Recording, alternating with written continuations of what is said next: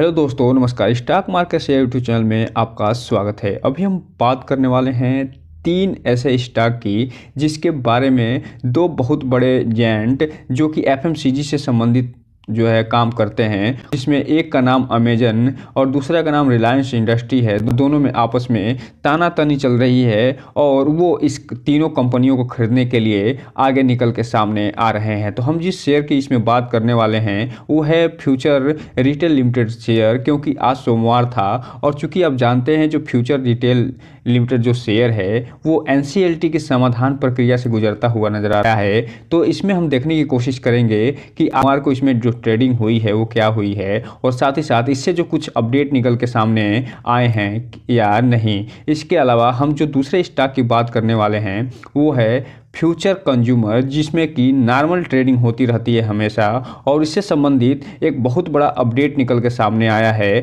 और वो अपडेट एक बहुत बड़े बैंक के द्वारा निकल के सामने आया है, जिसको हम इस वीडियो में डिटेल से देखने वाले हैं कि वो अपडेट क्या है। और साथ ही साथ जो तीसरे स्टॉक को हम देखने वाले हैं वो है फ्यूचर इंटरप्राइजेज लिमिटेड, जो कि उससे संबंधित एक क्रिएटर की मीटिंग हुई है, उसे भी हम देखने का प्रयास करने वाले हैं। और चूंकि आप जानते हैं कि जो फ्यूचर इंटरप्राइजेज लिमिटेड है वो भी समाधान प्रक्रिया से गुजरता हुआ नजर आ रहा है और इसमें भी आज सोमवार को ट्रेडिंग हुई है, क्योंकि ये दोनों शेयर हैं फ्यूचर इंटरप्राइजेज और फ्यूचर रिटेल, इन दोनों का समाधान प्रक्रिया से गुजरने के कारण ये फिलहाल आईआरपी स्टेज 1 में शामिल हैं। और जो भी आईआरपी स्टेज 1 में शामिल होता है उसमें सिर्फ और सिर्फ सोमवार को ट्रेडिंग होती है। तो हम इस वीडियो में इन्हीं सब चीज़ों पर डिटेल से चर्चा करने वाले हैं। तो चलिए दोस्तों, बिना किसी देरी के वीडियो शुरू करते हैं। सबसे पहले अगर हम बात करें फ्यूचर रिटेल लिमिटेड शेयर की, तो यहाँ पे आप देख रहे हैं ये फिलहाल इसमें नॉर्मल ट्रेडिंग होती हुई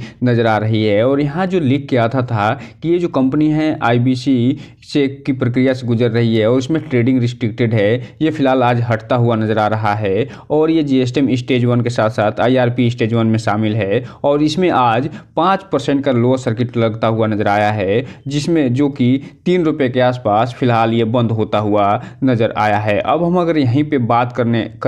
कि इसमें कुछ अपडेट निकल के सामने आए हैं क्या, तो यहाँ पे आप देख रहे हैं यहाँ पे फिलहाल कोई भी अपडेट निकल के सामने नहीं आ रहा है। अर्थात जो लास्ट अपडेट निकल के आया था वो corporate insolvency and resolution process से निकल के आया था 17 तारीख को। अर्थात इसमें कोई भी फिलहाल अपडेट निकल के सामने नहीं आया है। वहीं अगर हम बात कर लें आज के जो डिलीवरी पैटर्न उठाया गया है उसकी, तो यहाँ पे आप देख रहे हैं कि इसमें जो टोटल क्वांटिटी ट्रेड हुई है वो 1,34,000 शेयरों की टोटल ट्रेडिंग हुई है और पूरा का पूरा इसमें डिलीवरी उठता हुआ नजर आया है। अर्थात कहने का मतलब बस एक ही है कि ये जो कंपनी है एक समाधान प्रक्रिया से गुजर रही है। एनसीएलटी में इस कंपनी का पूरा केस चल रहा है, उसके बावजूद भी इसमें आप देख रहे हैं लगभग 1.5 लाख के आसपास जो शेयर हैं वो डिलीवरी के रूप में उठते हुए नजर आ रहे हैं, जब आज इस सोमवार को इसमें ट्रेडिंग हुई हो। तो इसमें कुल मिला कर एक ही चीज़ कहना चाहेंगे कि इस कंपनी में कोई भी इन्वेस्टमेंट करने से पहले इस कंपनी के बारे में पूरी डिटेल जानकारी लीजिए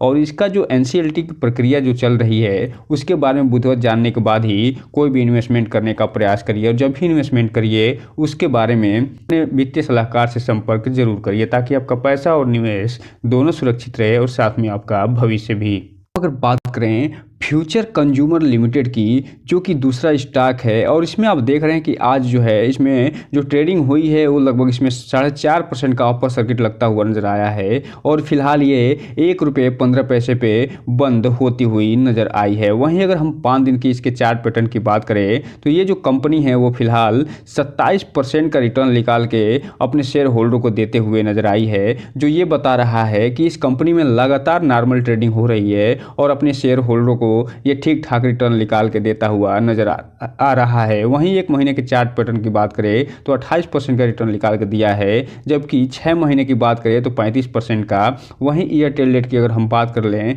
तो ये 28% का रिटर्न निकाल के देता हुआ नजर आ रहा है, जबकि 1 साल की अगर हम बात करें तो 0%। और वहीं अगर हम मैक्सिमम चार्ट पैटर्न की जैसे ही बात करते हैं तो ये जो कंपनी है कभी 60 रुपये 70 रुपये के बीच में ट्रेड करती हुई नजर आई थी, लेकिन किशोर बयानी के एक गलत फैसले ने और इस पे डेप्ट बहुत ज़्यादा होने के कारण ये कंपनी फिलहाल एनसीएलटी की प्रक्रिया में जाने की भी के तरफ ये भी बढ़ती हुई नज़र आ रही है। अब तो अगर बात करें उस न्यूज़ की, तो यहाँ पे आप देख रहे हैं जो न्यूज़ निकल के सामने आई है वो 24 तारीख का न्यूज़ है। और ये आरबीएल जो बैंक लिमिटेड जो कंपनी है, जो बैंक है, उसके तरफ से ये फिजिकल जो प्रोसेसन एक नोटिस रिसीव उसके हुआ है, जिसे हम इस वीडियो में चलिए डिटेल से देख लेते हैं। दोस्तों आप यहाँ पर देख रहे हैं ये 24 तारीख को ये मीटिंग हुई है और इस मीटिंग में क्या कुछ हुआ है उसके बारे में ये बता रहे हैं कि ये जो फिजिकल पोसेशन नोटिंग रिसीव जो हुआ है आरबीएल बैंक से, उसमें ये बताया गया है कि ये जो कंपनी है फ्यूचर कंज्यूमर लिमिटेड, जो कि जो मॉर्गेज के रूप में ये आरबीएल बैंक के पास अपनी जो प्रॉपर्टी रखे थी, वो इसका आगे चल के फिलहाल ये नीलामी करते हुए नज़र आएंगे। और ये किस प्रॉपर्टी की ये बात कर रहे हैं उसके बारे में ये जानकारी देते हुए बता रहे हैं कि ये जो 23 तारीख को जो नोटिस इन्होंने दिया है वो physical possession asset being the improvable property compromising of land of building and situated, जो वीरासद्रा जो विलेज है ये डिस्ट्रिक्ट बेंगलुरु में, जो कि 44,116 स्क्वायर फीट के बिल्डिंग है, उसको ये फिलहाल आगे चल के ये बेचते हुए नज़र आए। और ये किस आधार पर ये फैसला लिया गया है, जो 28 दिसंबर 2023 को जो बेंगलुरु मजिस्ट्रेट जो रूरल डिस्ट्रिक्ट है वहाँ के कोर्ट ने ये फैसला सुनाया था, जिसके बाद ये इसे एक्वायर करते हुए भी नज़र आ सकते हैं और इसे बोली लगाते हुए भी नज़र आ सकते हैं। तो कुल मिला जुलाकर इसका लब्बो लुबा बस एक ही है कि ये जो कंपनी है फ्यूचर कंज्यूमर लिमिटेड, उसकी एक प्रॉपर्टी है जो कि ये लोन लेते समय इसको गिरवी रखे थे, उसको हो सकता है आरबीएल बैंक जल्द ही एक्वायर कर ले या फिर इसका बोली लगाते हुए नज़र आए। और इसी के संबंध में ये इन्होंने जो फ्यूचर कंज्यूमर लिमिटेड है उसे एक नोटिस भी दिया है। यहाँ ये बस एक ही चीज़ कहना चाह रहे हैं कि आप या तो मेरा पेमेंट करिए, मेरा लोन चुकाइए, या फिर हम इसे बेचते हुए नज़र आ सकते हैं। बात करें अगर इसके आज के कारोबार की, तो 29 तारीख को जब मार्केट बंद हुआ है तो इस समय इसमें 2,85,000 टोटल शेयरों की ट्रेडिंग हुई है और पूरा का पूरा इसमें डिलीवरी उठता हुआ नज़र आ रहा है, जो ये दिखा रहा है कि ये जो कंपनी है उसके मालिक किशोर बयानी भले ही डेब्ट से भर गए हों, भले उन पे केस चल रहा हो, लेकिन इसमें जो इन्वेस्टर हैं वो अभी भी अच्छा खासे वॉल्यूम के साथ ट्रेडिंग कर रहे हैं और माल उठाते हुए भी नज़र आ रहे हैं। आपको बताना चाहेंगे कि इस कंपनी में कोई भी इन्वेस्टमेंट करने से पहले अपने वित्तीय सलाहकार से संपर्क जरूर करिए, क्योंकि कोई भी कंपनी जब डेब्ट से भरी होती है और उसके अदर जो सब्सिडरी कंपनियां होती हैं उसमें अगर एनसीएलटी की प्रक्रिया या समाधान प्रक्रिया चल रही हो तो उसमें ज़्यादा प्रयास यही करना चाहिए कि जो है पैसा कम से कम लगाया जाए और प्रयास सबसे ज़्यादा ये करना चाहिए कि उस कंपनी से दूर ही रहा जाए। लेकिन अगर कोई भी इन्वेस्टमेंट इसमें अगर करना चाहिए तो अपने वित्तीय सलाहकार से संपर्क जरूर करना चाहिए और इस कंपनी के बारे में पूरी डिटेल जानकारी लेने के बाद ही कोई भी इन्वेस्टमेंट करने का प्रयास करना चाहिए। अब हम अगर बात कर लें जो तीसरी कंपनी है उसकी, अर्थात फ्यूचर इंटरप्राइजेज लिमिटेड की, और ये भी एक समाधान प्रक्रिया से गुजर रही है एनसीएलटी में। अगर ये नॉर्मल आज सोमवार का दिन नहीं होता तो यहाँ पे इसमें भी जो ट्रेडिंग इसकी होती है उस पर रिस्ट्रिक्टेड लिख के आता और आईबीसी यहाँ पे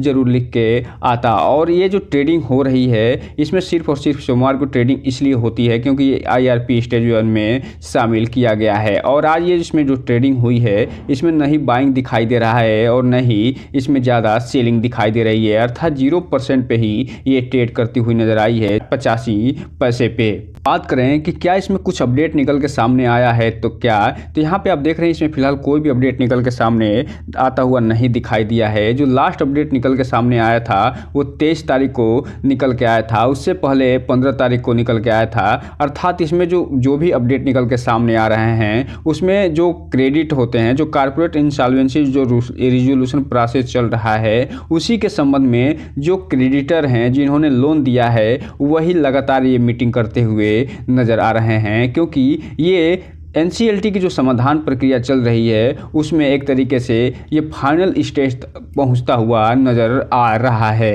इसमें जो न्यूज़ें निकल के आई हैं वो ये 23 जनवरी को निकल के आती हुई दिखाई दे रही है। और यहाँ पे आप देख रहे हैं कि ये जो लैंडर हैं उन्होंने मीटिंग करी है और ये 25 तारीख को मीटिंग होनी है, जिसके बारे में डिटेल जानकारी देते हुए नज़र आ रहे हैं। फिलहाल इसमें क्या निर्णय लिया गया है, क्या कुछ और आगे निर्णय होगा, उसके बारे में अभी कोई भी जानकारी इसमें नहीं दी गई है। इससे संबंधित जानकारी जब भी निकल के सामने आएगी हम आपको वीडियो बना के ज़रूर बताएंगे। अब हम अगर बात कर लें आज के कारोबार की, तो चूंकि आप जानते हैं ये जो कंपनी है एनसीएलटी की प्रक्रिया से गुजर रही है, तो यहाँ पे जो आज 29 तारीख को इसमें जो नॉर्मल ट्रेडिंग देखी गई है उसमें 1,67,000 शेयरों की टोटल ट्रेडिंग हुई है और पूरा का पूरा ये डिलीवरी के रूप में उठता हुआ नजर आया है। और इसमें सबसे जो देखने वाली चीज़ ये है कि ये 1,67,000 वो कौन लोग हैं जो एनसीएलटी में इस कंपनी के होने के बावजूद भी इसमें अच्छे खासे जो माल उठाते हुए नज़र आ रहे हैं। क्योंकि जब भी कोई कंपनी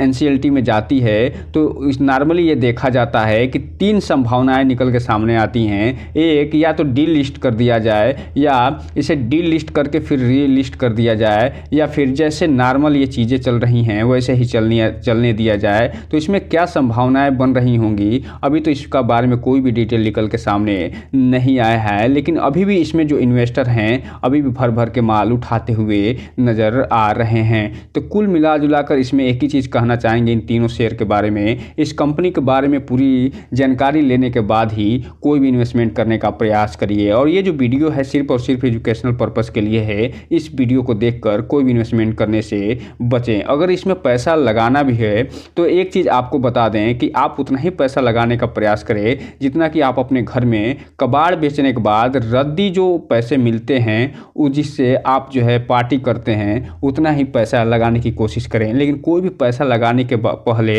अपने वित्तीय सलाहकार से संपर्क जरूर करें ताकि आपका पैसा और निवेश दोनों सुरक्षित रहे और साथ में आपका भविष्य भी। तो दोस्तों ये रहा आज का वीडियो। इस चैनल को लाइक करें, सब्सक्राइब करें और बेल आइकन हिट करना तो बिल्कुल ना भूलें ताकि नए वीडियो के जो अपडेट्स है आपको ऐसे ही समय समय पे मिलता रहे। जय हिंद दोस्तों।